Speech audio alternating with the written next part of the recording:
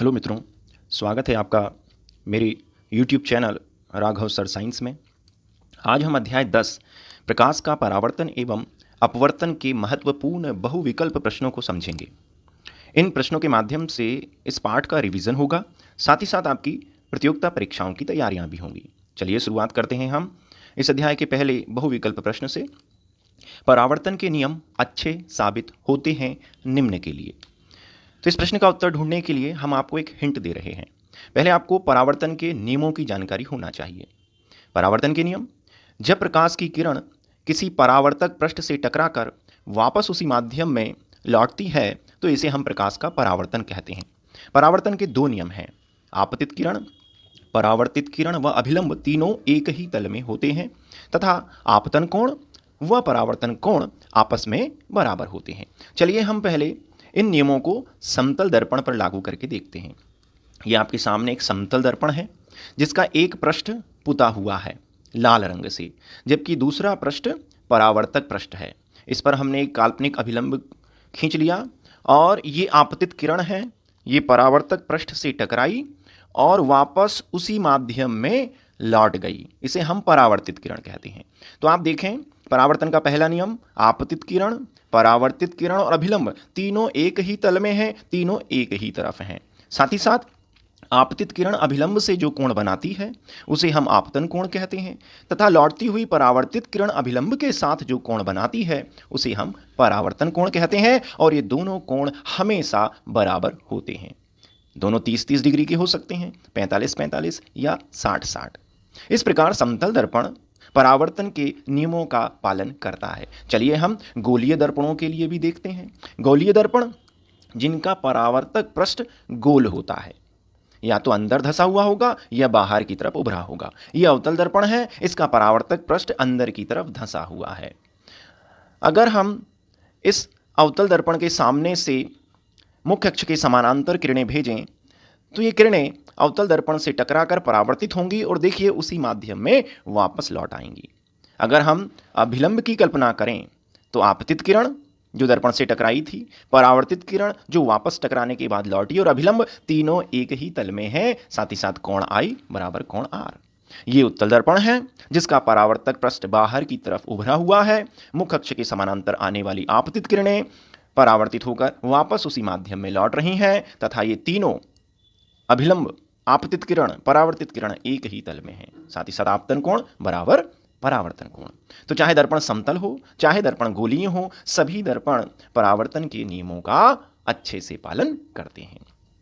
तो हमारे इस प्रश्न का सही विकल्प है विकल्प नंबर 4। प्रश्न क्रमांक 2, दर्पण के ध्रुव तथा वक्रता त्रिज्या से गुजरने वाली एक सीधी रेखा को क्या कहते हैं? पहले हमें गोलीय दर्पणों से संबंधित कुछ शब्दावलियों को समझना पड़ेगा। जैसे ये एक गोलीय दर्पण है जिसका परावर्तक पृष्ठ गोल है, वक्रता लिए हुए है। यह अवतल दर्पण है, इसका परावर्तक पृष्ठ अंदर धंसा हुआ है। परावर्तक पृष्ठ या अवतल दर्पण के केंद्र को हम उस दर्पण का ध्रुव कहते हैं। इसे संकेत P से दर्शाते हैं। तथा यह दर्पण जिस गोले से काटा गया है, आप देखिए इस दर्पण को एक गोले से काटकर बनाया गया है। तो यह दर्पण जिस गोले से काटा गया है उस गोले के केंद्र को, बीच में दिखाई दे रहा है केंद्र नीले रंग का, गोले के केंद्र को इस अवतल दर्पण का हम वक्रता केंद्र कहते हैं, संकेत C। तथा वक्रता केंद्र और ध्रुव के मध्य का बिंदु फोकस कहलाता है जिसे हम संकेत F से दर्शाते हैं। तो वक्रता केंद्र C, फोकस F और ध्रुव P से होकर जाने वाली सरल रेखा को हम मुख्य अक्ष कहते हैं। इसी पर हम वस्तु को रखते हैं और इसी मुख्य अक्ष पर ही प्रतिबिंब बनता है। तो हमें उत्तर पता चल गया। हमारा सही उत्तर है 2 मुख्य अक्ष। चलिए प्रश्न क्रमांक 3, समतल दर्पण की फोकस दूरी कितनी होती है? तो समतल दर्पण के बारे में हम समझ लें। ऐसा दर्पण जिसका परावर्तक पृष्ठ समतल होता है उसे समतल दर्पण कहते हैं। अर्थात समतल दर्पण किसी गोले का भाग नहीं होता अथवा समतल दर्पण किसी बहुत बड़े गोले से काटा गया होता है जिसकी वक्रता त्रिज्या R तथा फोकस दूरी F दोनों ही अनंत होती है। ये लीजिए, ये एक समतल दर्पण है। इसका एक पृष्ठ तो पुता हुआ है ताकि प्रकाश आर पार न जाए, टकरा के लौटे। और एक पृष्ठ चमकदार है, इसे हम परावर्तक पृष्ठ कहते हैं। देखिए परावर्तक पृष्ठ बिल्कुल सीधा है, इसमें कोई गोलाई या वक्रता नहीं है, अर्थात किसी गोले से नहीं काटा गया। और अगर काटा भी गया है तो वो गोला बहुत बड़ा है। जैसे आप पृथ्वी को जानते हैं, पृथ्वी जिस पर हम रह रहे हैं ये भी गोलाकार है, गेंद की तरह गोल, लेकिन पृथ्वी का आकार बहुत बड़ा है, इसलिए जो क्षेत्र हमें दिखाई देता है जमीन पृथ्वी की, वो हमें समतल दिखती है। तो पृथ्वी एक बहुत बड़ा गोला है, लेकिन जहां हम खड़े हैं वो हिस्सा हमें समतल दिखाई देता है। तो इसी प्रकार जो समतल दर्पण है वो बहुत बड़े गोले से काटे जाते हैं, इसलिए उनका परावर्तक पृष्ठ हमेशा सीधा होता है, इसलिए इनकी फोकस दूरी अनंत होती है। इसी से जुड़ा हुआ दूसरा प्रश्न है, समतल दर्पण की वक्रता त्रिज्या क्या होती है या कितनी होती है? तो जैसा मैं आपको पुनः बताऊं, गोलीय दर्पण जो है ये किसी ना किसी गोले से काटा जाता है। ये देखिए ये इस गोले से कटा है, और गोले का केंद्र इस दर्पण का वक्रता केंद्र कहलाता है, मध्य बिंदु फोकस कहलाता है। अब समतल दर्पण तो बिल्कुल सीधा है या बहुत बड़े गोले से काटा है, तो कल्पना करो कि इसकी फोकस दूरी और वक्रता त्रिज्या कितनी अधिक होगी, जिसे हम अनंत कह सकते हैं। तो समतल दर्पण की फोकस दूरी और वक्रता त्रिज्या दोनों ही अनंत होती है, क्योंकि यह बहुत बड़े गोले से काटा गया है। किसी दर्पण में चाहे कितनी ही दूर खड़े हों, आपका प्रतिबिंब सदैव सीधा बनेगा। बताइए दर्पण कौन सा है? तो दर्पण के सामने आप कहीं भी खड़े हों, वो दर्पण हमेशा आपका सीधा प्रतिबिंब बनाएगा। कल्पना कीजिए वो दर्पण कौन से हैं? समतल दर्पण। बिंब का अर्थात वस्तु का प्रतिबिंब सदैव सीधा, आभासी तथा बिंब या वस्तु के आकार का ही बनाता है। उसी प्रकार उत्तल दर्पण भी वस्तु का सीधा और आभासी प्रतिबिंब बनाता है, लेकिन वस्तु से छोटा। इस प्रकार आप देखिए, ये चित्र भी आपको दिखा रहा है, ये बीच में समतल दर्पण है, उसके सामने एक बॉटल रखी हुई है, दर्पण के अंदर उस बॉटल का सीधा, आभासी और उसी के बराबर का प्रतिबिंब बन रहा है। उसी प्रकार हमारे वाहनों में जो साइड ग्लास लगा रहता है, उसमें जो उत्तल दर्पण होता है, जिसकी बाहरी सतह, परावर्तक सतह बाहर की ओर उभरी हुई है, ये दर्पण भी देखिए वस्तु ए बी का आभासी, सीधा और छोटा प्रतिबिंब ए डेज बी डेज बना रहा है। तो दो दर्पण कौन कौन से? समतल और उत्तल, ये दोनों ही दर्पण वस्तु का सीधा और आभासी प्रतिबिंब बनाते हैं। तो उत्तर यहां पे हमारा 4 नंबर का, समतल व उत्तल दर्पण दोनों। प्रश्न क्रमांक 6, एक उत्तल दर्पण एक वस्तु का प्रतिबिंब बनाता है, निम्न में से गलत को पहचानिए। उत्तल दर्पण कैसा प्रतिबिंब बनाता होगा? देखिए ये चित्र आपको सब कुछ समझाएगा। उत्तल दर्पण जिसे हम अपने वाहनों के साइड ग्लास में इस्तेमाल करते हैं, इसका परावर्तक पृष्ठ देखिए बाहर की तरफ उठा हुआ है, इसके सामने एक वस्तु रखिए ए बी, इस वस्तु का प्रतिबिंब उत्तल दर्पण के अंदर या दर्पण के पीछे बन रहा है। यह सीधा, वस्तु से छोटा और आभासी है, क्योंकि यहां पर वस्तु से निकलने वाली किरणें एक दूसरे को प्रतिच्छेद नहीं कर रही हैं, इसलिए जो प्रतिबिंब बन रहा है वो आभासी है। अब इन 4 बिंदुओं को देखते हैं, जो गलत है उसे हम निकाल देंगे। पहला, प्रतिबिंब का आकार छोटा होता है, बिल्कुल देख लीजिए, वस्तु ए बी का प्रतिबिंब ए डेज बी डेज वस्तु से छोटा है। आप तीसरे नंबर पे आए, प्रतिबिंब सीधा होता है। जी हां, बनने वाला प्रतिबिंब सीधा है। प्रतिबिंब ध्रुव तथा फोकस के मध्य बन रहा है, तो देख लीजिए प्रतिबिंब उत्तल दर्पण के पीछे ध्रुव अर्थात P और फोकस अर्थात F के मध्य बन रहा है। तो ये तीनों बातें सही हैं, लेकिन दूसरे नंबर की जो बात है, प्रतिबिंब वास्तविक या आभासी होता है, ये गलत है।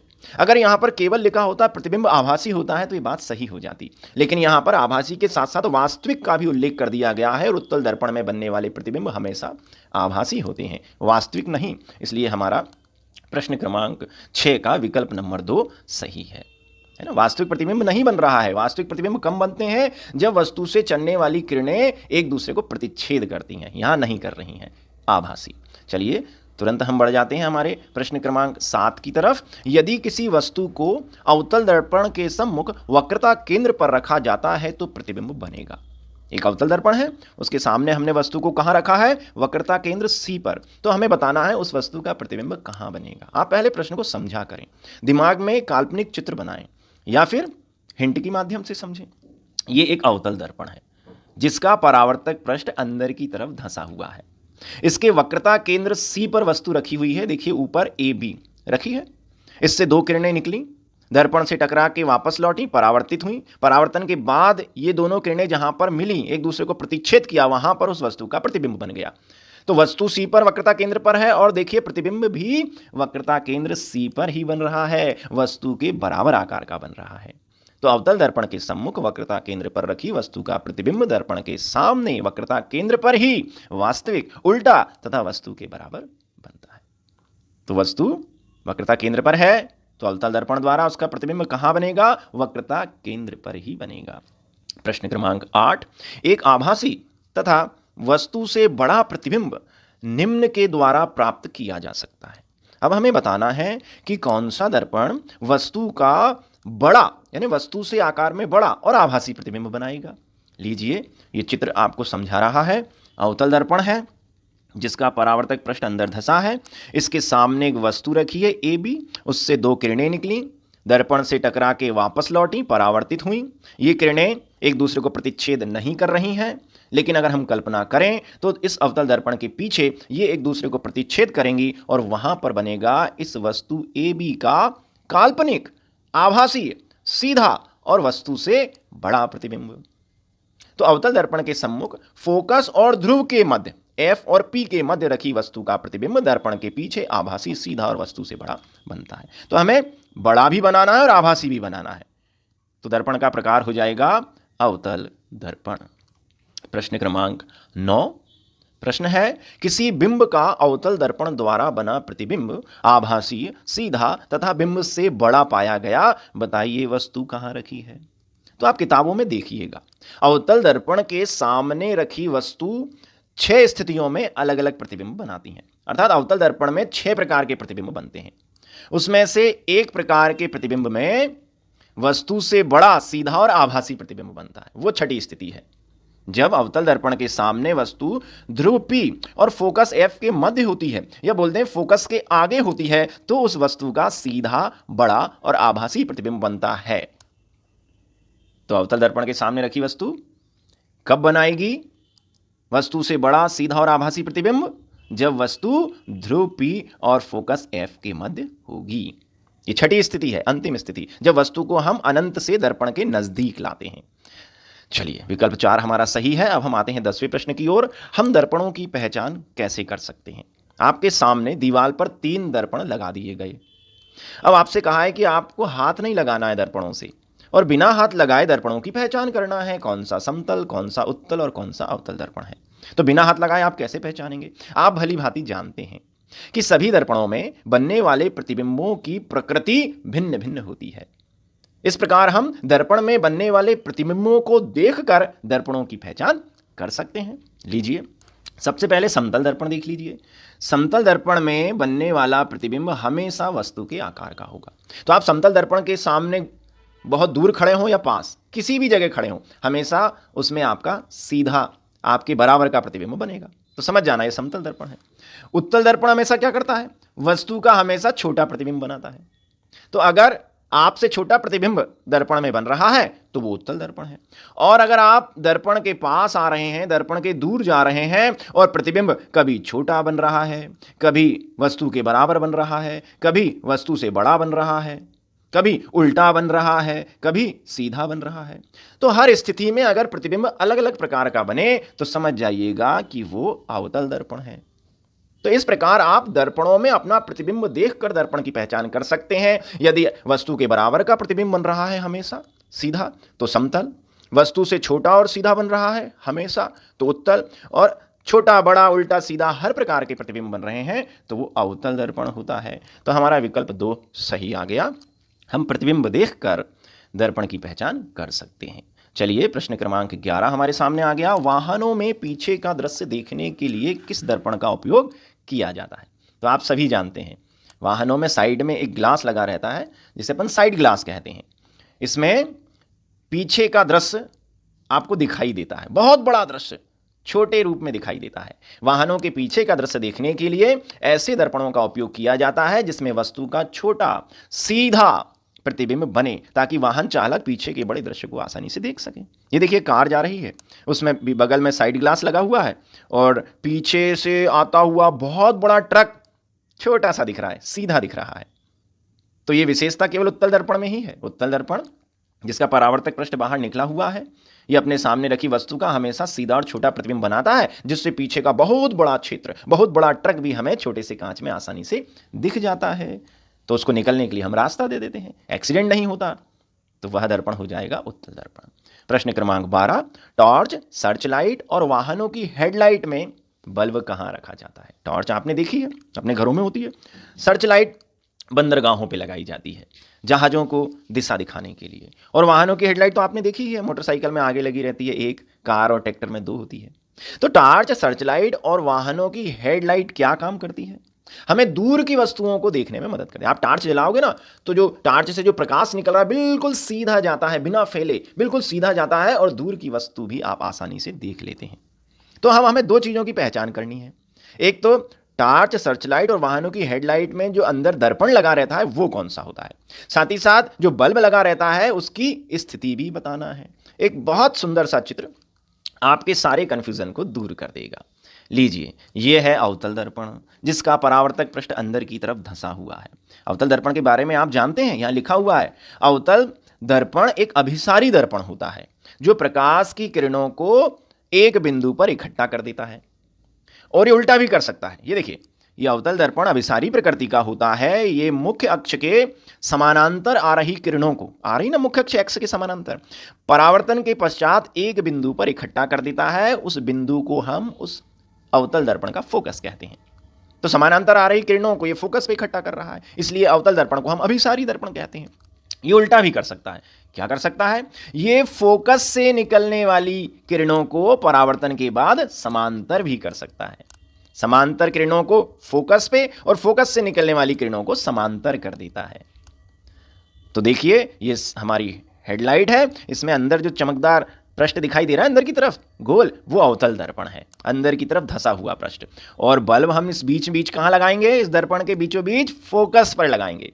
तो इस फोकस से जो किरण निकलेगी, ये बल्ब जलेगा, ये जलेगा, तो यहाँ से जो किरणें निकलेंगी वो परावर्तन के बाद सीधी हो जाएंगी, बिना फैले दूर तक जाएंगी, और आपको दूर की वस्तु आसानी से दिखाई देगी।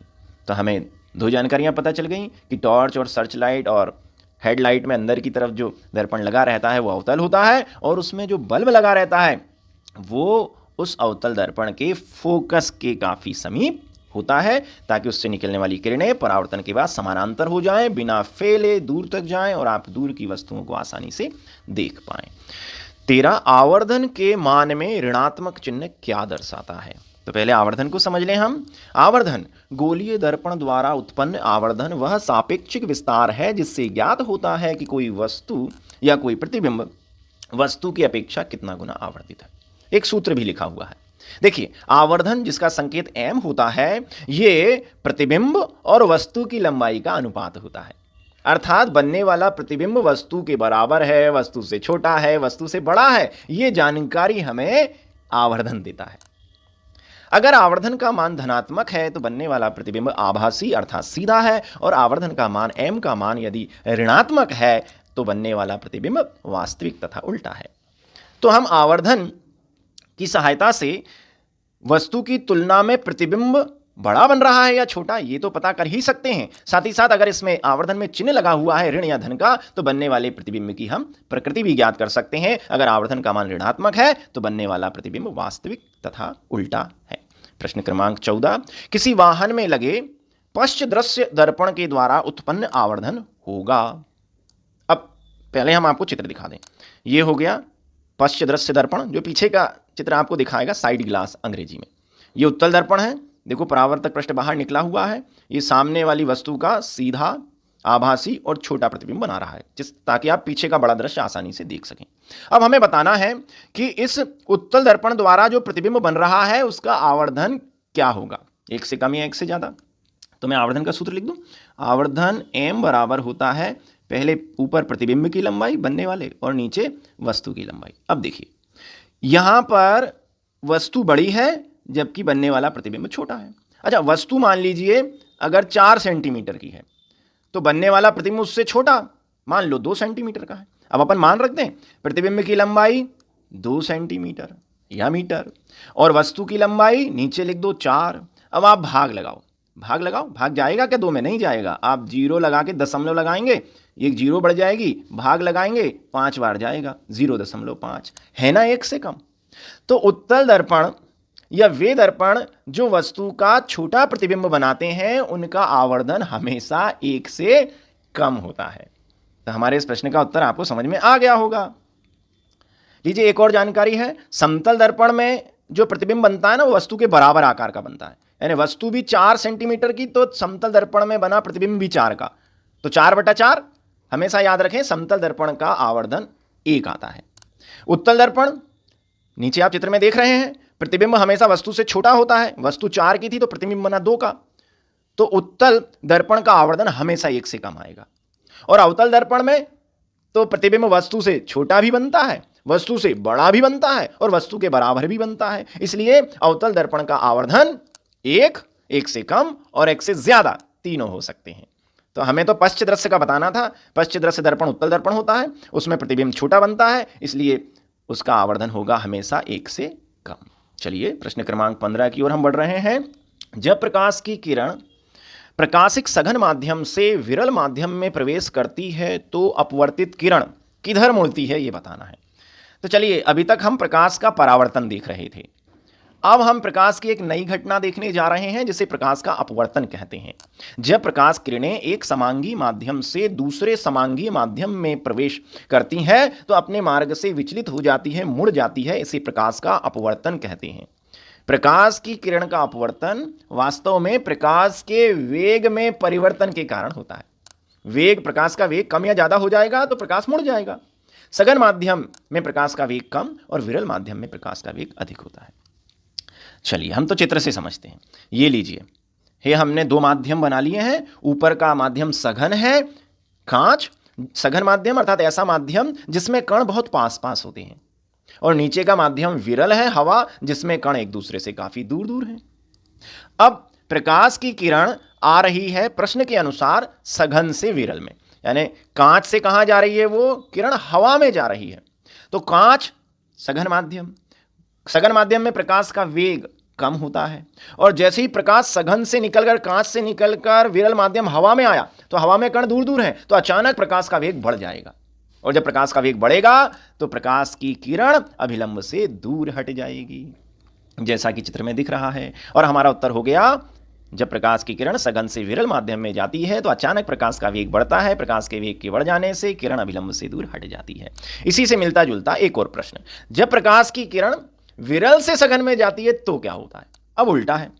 अब प्रकाश की किरण विरल अर्थात हवा से सघन माध्यम कांच में आ रही है। लीजिए विरल माध्यम, विरल माध्यम में कण दूर दूर होते हैं, प्रकाश का वेग ज्यादा होता है, और जैसे ही प्रकाश हवा से दूसरे माध्यम कांच में गया, कांच सघन है, इसमें कण पास पास होते हैं, तो प्रकाश का वेग कम हो जाएगा। जैसे ही प्रकाश का वेग कम हुआ, प्रकाश अभिलंब की ओर झुक जाएगा। तो जब प्रकाश की किरण विरल से सघन की ओर जाती है तो प्रकाश के वेग के कम हो जाने से वह अभिलंब की ओर मुड़ जाती है या झुक जाती है। तो वास्तव में अपवर्तन के समय प्रकाश की किरण का मुड़ना प्रकाश के वेग में परिवर्तन के कारण होता है। एक आयताकार समतल कांच की स्लेब को अखबार के एक टुकड़े पे रखा तो अखबार के शब्द कैसे दिखेंगे? देख लीजिए, जो दिया गया उदाहरण है वो अपवर्तन का उदाहरण है। इसमें अखबार से आ रही प्रकाश की किरणें जब कांच की स्लेब से बाहर निकलती हैं तो अपने मार्ग से मुड़ जाती हैं, जिससे अखबार का प्रतिबिंब अपनी वास्तविक स्थिति से ऊपर उठा दिखाई देता है। अपन तो चित्र के द्वारा देखो, यहाँ पे अखबार रखा है और अखबार में बारीक बारीक अक्षर लिखे हुए हैं। अब आप अखबार को कब पढ़ोगे? यह अखबार आपको कब दिखाई देगा? जब अखबार से निकलने वाली किरणें आपकी आंखों तक पहुंचेंगी। तो लीजिए, अखबार से किरण निकली, हवा से कांच में गई, माध्यम बदला तो वेग बदला, वेग बदला तो किरण मुड़ गई, फिर कांच से हवा में गई तो फिर प्रकाश की किरण फिर मुड़ गई, जिसे हम अपवर्तन कह रहे हैं। तो अखबार से चलने वाली प्रकाश की किरणें जब कांच में से होकर गुजरती हैं तो उनका अपवर्तन हो जाता है, वो मुड़ जाती हैं, और अखबार का जो प्रतिबिंब है वो हमें जहां अखबार है वहां नहीं बल्कि उसके ऊपर उठा हुआ दिखाई देता है। तो प्रकाश की किरण मुड़ गई, इसीलिए उस अखबार का प्रतिबिंब हमें उस अखबार की वास्तविक स्थिति से ऊपर दिखाई देगा। पानी में तैर रही मछलियां भी ऊपर दिखाई देती हैं, पानी में पड़ा हुआ सिक्का भी ऊपर उठा हुआ दिखाई देता है, पानी में पड़ी हुई पेंसिल भी मुड़ी हुई दिखाई देती है। तो ये सब उदाहरण प्रकाश के अपवर्तन के हैं। इसमें प्रकाश चूंकि मुड़ गया है इसलिए वस्तु अपनी वास्तविक स्थिति से ऊपर और बड़ी दिखाई देती है। और चित्र से देख लो, ये दिखा रहा है चित्र, ये अखबार है जिसपे लिखा हुआ है writing appears to be higher. उस पर इन्होंने ग्लास की स्लेब रख दी, पारदर्शी कांच आयताकार। तो देखिए अक्षर उठे हुए नहीं दिख रहे आपको, बाहर अखबार में नीचे दिख रहे हैं और इधर कांच में से देखोगे तो उठे हुए और बड़े दिखाई दे रहे हैं। चलिए, तो उत्तर हो गया ऊपर उठे हुए दिखाई पड़ते हैं। तो हम आपको समझाते हैं, रटाते नहीं हैं, ताकि आपको वह चीज हमेशा याद रहे, कॉन्सेप्ट पता चलना चाहिए। एक सघन पारदर्शक माध्यम में प्रकाश की चाल होती है। तो ये तो हमने पढ़ा है कि निर्वात में प्रकाश की चाल, निर्वात यानी जहां कोई माध्यम नहीं है, कोई भी कण नहीं है, निर्वात में प्रकाश की चाल 3 × 10⁸ मीटर प्रति सेकंड होती है। परंतु जब प्रकाश किसी माध्यम से होकर गुजरता है तो उसकी चाल बदल जाती है। सघन माध्यम जिसमें अवयव या कण बहुत पास पास हैं, प्रकाश की चाल कम हो जाती है, जबकि विरल माध्यम में प्रकाश की चाल अधिक होती है। तो सघन माध्यम अर्थात कांच में से प्रकाश होकर गुजर रहा है, कण पास पास है, तो प्रकाश की चाल क्या हो जाएगी, ये देखिए कम हो जाएगी। कम होने से ही तो वो अभिलंब की ओर झुक जाएगा। चलिए, तो हमारा उत्तर है सघन माध्यम में प्रकाश की चाल कम होती है। प्रश्न अगला आ गया, आपको जल, सरसों का तेल, ग्लिसरीन और मिट्टी का तेल अर्थात केरोसिन दिया गया है। समान कोण पर आपतित प्रकाश की किरण किस माध्यम में अधिक झुकेगी। यानी प्रकाश की किरण हवा से क्रमशः जल, सरसों के तेल, ग्लिसरीन और मिट्टी के तेल में जा रही है, तो हमसे पूछा है कि किस में ज्यादा मुड़ेगी। तो किस में ज्यादा मुड़ेगी, जिसमें वेग ज्यादा कम होगा। वेग प्रकाश का किस में ज्यादा कम होगा, जो माध्यम ज्यादा सघन होगा। तो सघन माध्यम में प्रकाश की चाल कम हो जाती है तथा प्रकाश अविलंब की ओर झुक जाता है। दिए गए माध्यमों में से ग्लिसरीन का अपवर्तनांक सबसे ज्यादा है 1.46। तो जिस पदार्थ का अपवर्तनांक ज्यादा होता है वो उतना ही ज्यादा सघन होता है। तो इन चारों में से ग्लिसरीन सबसे ज्यादा सघन है, तो उसमें प्रकाश की चाल सबसे कम हो जाएगी। प्रकाश की चाल सबसे कम होगी तो वो सबसे ज्यादा अभिलंब की ओर झुकेगा। तो किस में से होकर जब प्रकाश गुजरेगा तो ज्यादा मुड़ेगा, ग्लिसरीन में से, क्योंकि ग्लिसरीन का अपवर्तनांक ज्यादा है, वो ज्यादा सघन माध्यम है।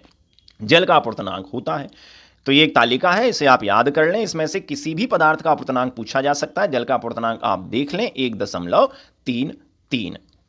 चलिए, अपवर्तनांक का कोई मात्रक नहीं होता, याद रखना, इसलिए हमने इन मानों के पीछे कोई मात्रक या इकाई नहीं लिखी है। प्रश्न क्रमांक 21, अपवर्तनांक का मात्रक होता है। अब बताना है कि अपवर्तनांक का मात्रक होता है या नहीं होता, और होता है तो क्या होता है। तो पहले अपवर्तनांक समझ लो। जब प्रकाश की किरण एक माध्यम से दूसरे माध्यम में जाती है तो दूसरे माध्यम का अपवर्तनांक पहले माध्यम में प्रकाश की चाल तथा दूसरे माध्यम में प्रकाश की चाल के अनुपात के बराबर होता है। सूत्र लिखा हुआ है, मैं और सरलतम रूप से आपको बता देता हूं। देखिए, ये हमारे पास 2 माध्यम हैं। ऊपर आ गई हवा अर्थात एयर, नीचे आ गया कांच या ग्लास। अभी प्रकाश की किरण हवा से आई कांच में, तो अभिलंब की ओर झुक जाएगी, वेग कम हो जाएगा। अब देखिए, अब मैं अगर अपवर्तनांक निकालना चाहता हूं तो यहां पर जो अपवर्तनांक निकलेगा म्यू, वो किसका निकलेगा, ग्लास का निकलेगा, कांच का, दूसरे माध्यम का। प्रकाश की किरण बाद में जिस माध्यम में जा रही है, हवा से कांच में जा रही है, तो अपवर्तनांक कांच का निकलेगा। तो एयर म्यू जी भी लिख सकते हैं, या पहले को 1 और दूसरे को 2 मान लो, तो अपवर्तनांक का संकेत एन भी होता है। तो दूसरे माध्यम का अपवर्तनांक पहले माध्यम के सापेक्ष निकलेगा। अब अपवर्तनांक क्या होता है, पहले माध्यम में प्रकाश का वेग यानी हवा में प्रकाश का वेग c 3 × 10⁸ मीटर प्रति सेकंड, और नीचे कांच में प्रकाश का वेग, कांच में प्रकाश का वेग बदल जाएगा, मान लो v। तो जब प्रकाश की किरण एक माध्यम से दूसरे माध्यम में जाती है तो हमेशा दूसरे माध्यम का अपवर्तनांक पहले माध्यम के सापेक्ष निकलता है, और वो सूत्र है N21, जिसे स्नेल का नियम भी कहते हैं। इसमें पहले माध्यम में प्रकाश की चाल और फिर दूसरे माध्यम में प्रकाश की चाल का अनुपात निकालना रहता है हमें। अब देखिए, प्रकाश की चाल का मात्रक क्या होता है, मीटर प्रति सेकंड, और नीचे भी प्रकाश की चाल है, इसका भी माध्यम मीटर प्रति सेकंड। तो ऊपर भी मीटर प्रति सेकंड, नीचे भी मीटर प्रति सेकंड, ये दोनों एक दूसरे से कट गए, इसलिए अपवर्तनांक का खुद का कोई मात्रक या इकाई नहीं होती।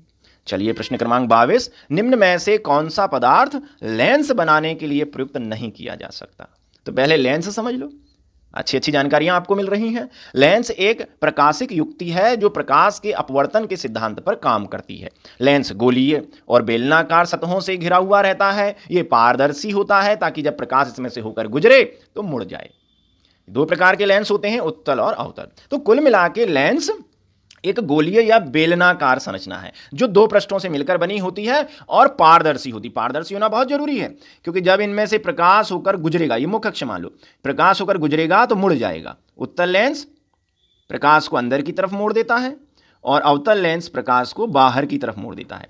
इसलिए उत्तल लेंस को हम अभिसारी, जबकि अवतल लेंस को हम अपसारी कहते हैं। तो लेंस पारदर्शी माध्यम होता है ताकि प्रकाश आर पार जा सके, मुड़े, अपवर्तन हो।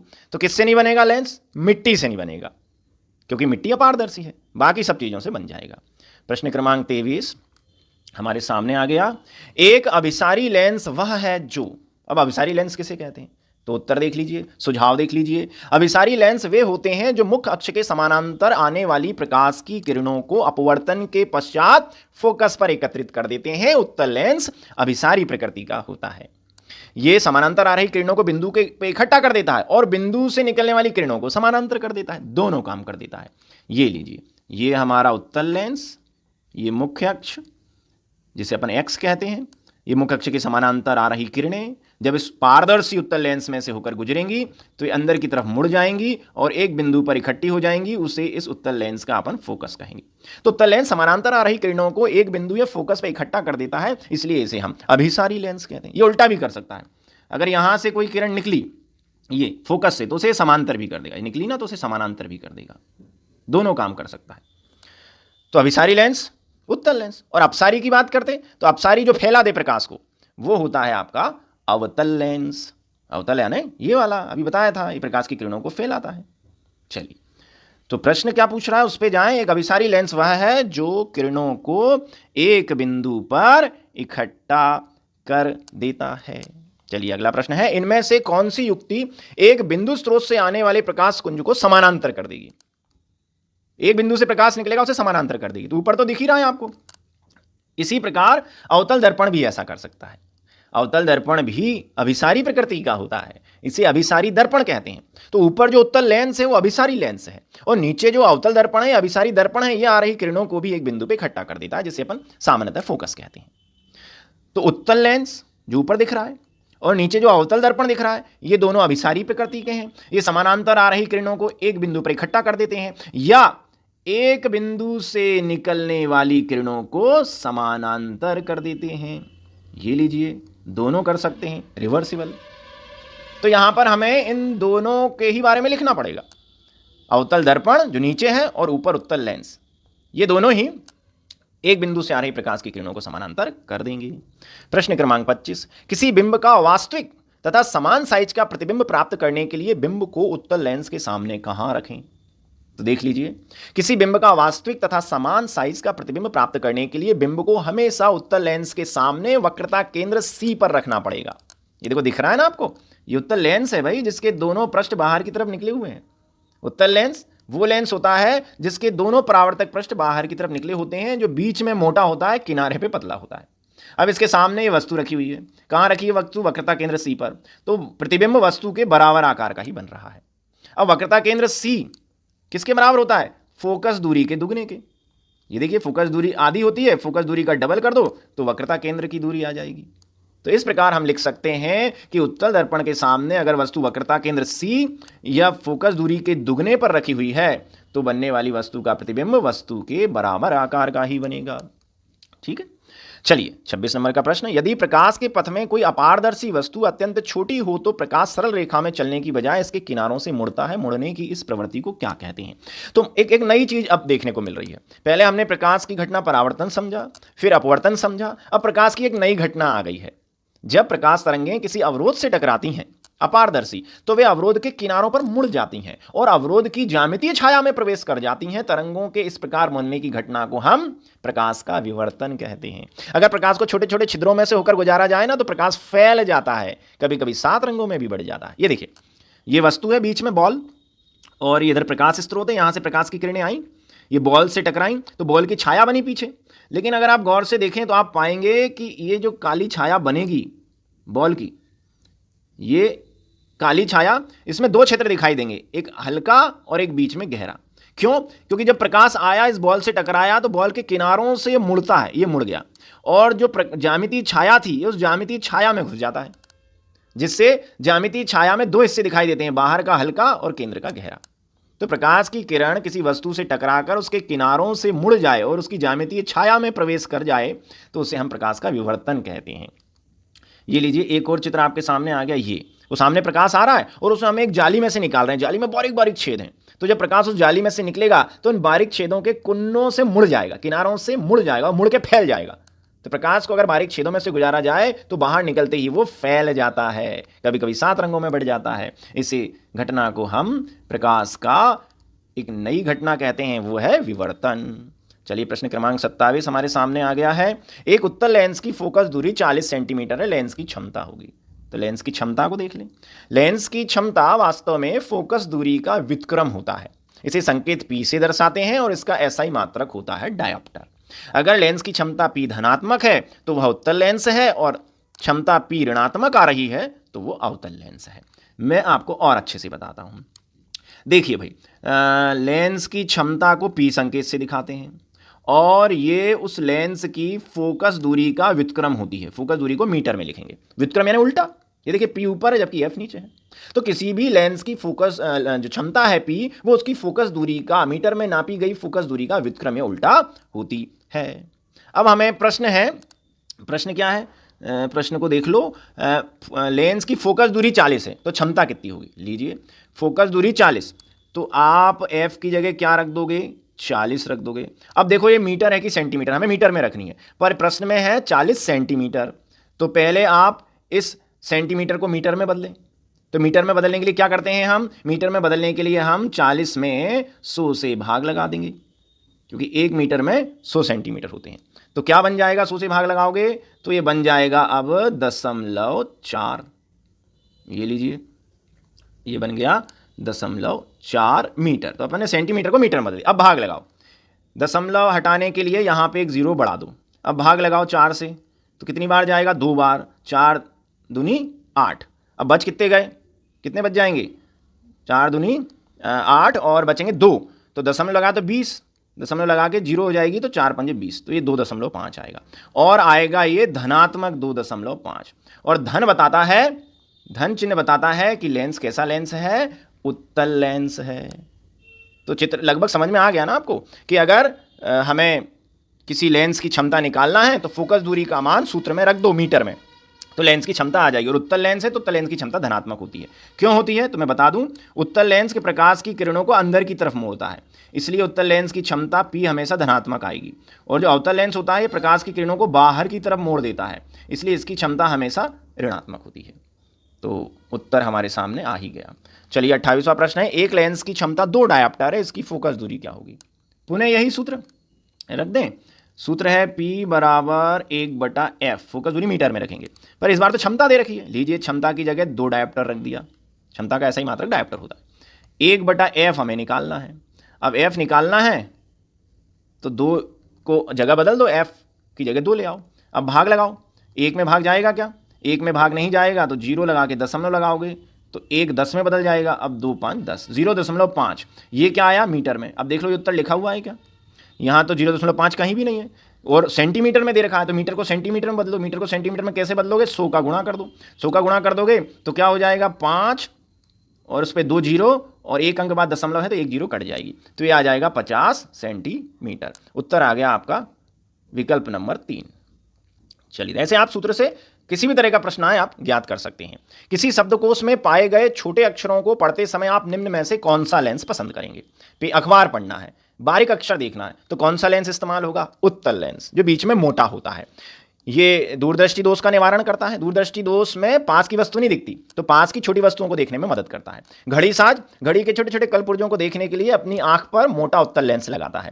साथ ही साथ ज्योतिषी जब आपका हाथ देखता है हस्तरेखा, तो वो भी एक बीच में मोटे उत्तल लेंस से आपका हाथ दिखेगा। और अगर डॉक्टर आपको जैसे टाइफाइड हो जाता है तो आपको गले में या जीवान पे या मुंह के अंदर के दाने देखता है, तो वो भी उत्तल लेंस की सहायता से देखता है। तो उत्तल लेंस बारीक वस्तुओं का, छोटी वस्तुओं का बड़ा और आवर्धित प्रतिबिंब बनाता है। तो हम उत्तल लेंस का प्रयोग करेंगे, पर कितनी फोकस दूरी वाला होना चाहिए, कम फोकस दूरी वाला होना चाहिए। ये देखिए क्यों, क्योंकि कम फोकस दूरी होगी, और जब वस्तु फोकस दूरी कम होगी और वस्तु जब फोकस के अंदर होगी तो उसका बड़ा और आवर्धित प्रतिबिंब बनेगा। तो बात हमें समझ में आ गई, छोटी वस्तुओं को आवर्धित करके देखना है तो उत्तल लेंस होना चाहिए और कम फोकस दूरी वाला। प्रश्न क्रमांक 30। किसी गोलीय दर्पण तथा किसी पतले गोलीय लेंस दोनों की फोकस दूरी ऋण 15 सेंटीमीटर है। दर्पण तथा लेंस संभवतः है। हमें बता रखा है कि एक लेंस है और एक दर्पण है और दोनों की फोकस दूरी ऋण 15 है, तो आपको बताना है कि वो लेंस या दर्पण कौन सा है। इसके लिए आपको लेंस और दर्पण की चिन्ह परिपाटी पता होना चाहिए। दर्पण एवं लेंस की चिन्ह परिपाटी के अनुसार बिंब से आ रही प्रकाश की किरणों की दिशा में नापी गई दूरियां हमेशा धनात्मक तथा विपरीत दिशा में नापी गई दूरियां हमेशा ऋणात्मक होती हैं। और याद रखिए, अवतल दर्पण तथा उत्तल लेंस दोनों की फोकस दूरी ऋणात्मक होती है। चलिए देखें, दोनों अवतल होना चाहिए, ये चित्र आपको बता देगा। ये अवतल दर्पण है, हो गया अवतल दर्पण।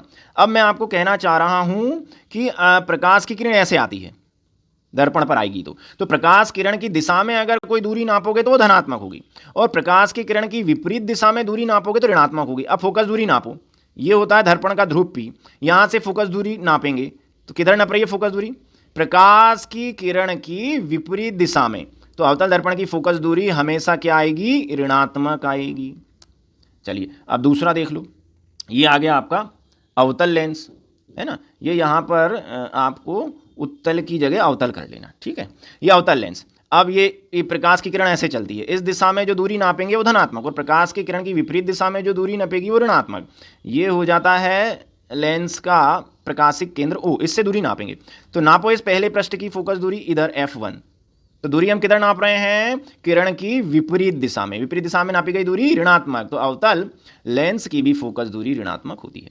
तो अवतल दर्पण और अवतल लेंस दोनों की फोकस दूरियां प्रकाश की किरण की विपरीत दिशा में नापी जाती हैं, इसलिए हमेशा ऋणात्मक होती हैं। तो ऋण 15 है। तो ये दोनों कैसे हैं? ये दोनों ही दर्पण और लेंस अवतल प्रकृति के हैं। चलिए आगे बढ़ते हैं। प्रश्न क्रमांक 31, रिक्त स्थान। न्यूटन ने प्रकाश से बना हुआ माना। न्यूटन ने कहा कि प्रकाश किरणों या तरंगों से नहीं बल्कि ऊर्जा के छोटे छोटे पैकेट्स या बंडलों से मिलकर बना होता है, कणों से मिलकर बना होता है, जिन्हें अपन फोटोन कहते हैं। प्रकाश एक पथ पर गमन करता है। याद रखिए, प्रकाश हमेशा एक सरल या सीधी रेखा में ही चलेगा अगर माध्यम ना बदले।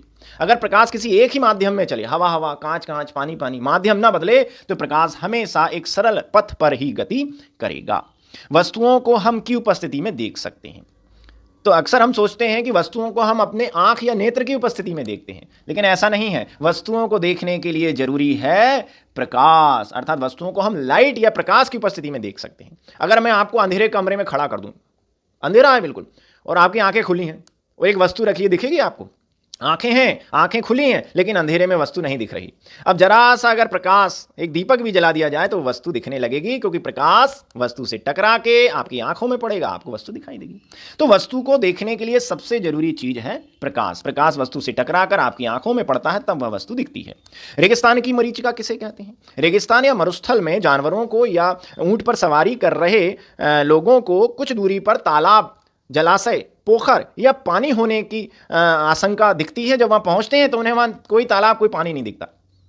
तो अक्सर मरुस्थल में विभिन्न जगहों पर तालाब या पानी होने का चित्र दिखता है, लेकिन जब वहां पहुंचते हैं तो नहीं दिखता। इसे हम रेगिस्तान की मरीचिका या भ्रम कहते हैं, और यह घटना प्रकाश के पूर्ण आंतरिक परावर्तन के कारण होती है।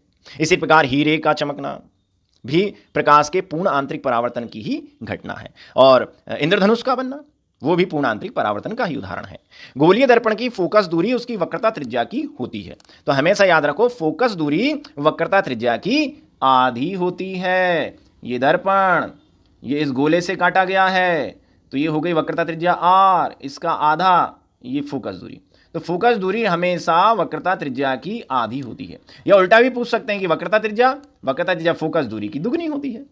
चलिए अंतिम प्रश्न है 36, दर्पण सूत्र है। तो ये लीजिए, 1/f बराबर 1/v धन 1/u, ये दर्पण सूत्र है। और अगर लेंस सूत्र पूछा जाए तो लेंस सूत्र में जो बीच में धन दिख रहा है ना, आपको इसे ऋण में बदल देना, तो लेंस सूत्र बन जाएगा 1/f बराबर 1/v ऋण 1/u, वो हो जाएगा लेंस सूत्र। तो दर्पण सूत्र में धन आता है बीच में, लेंस सूत्र में माइनस आता है। तो ऐसे कई सारे बहुविकल्प प्रश्न परीक्षाओं में पूछे जाएंगे, इन्हें आप अच्छे से समझें। और इस वीडियो के डिस्क्रिप्शन बॉक्स में जाकर दी गई लिंक के माध्यम से आप इन्हीं 36 प्रश्नों का ऑनलाइन प्रश्न मंच खेलें, वहां पे उत्तरों को ढूंढें और 36 में से 36 अंक लाने का प्रयास करें।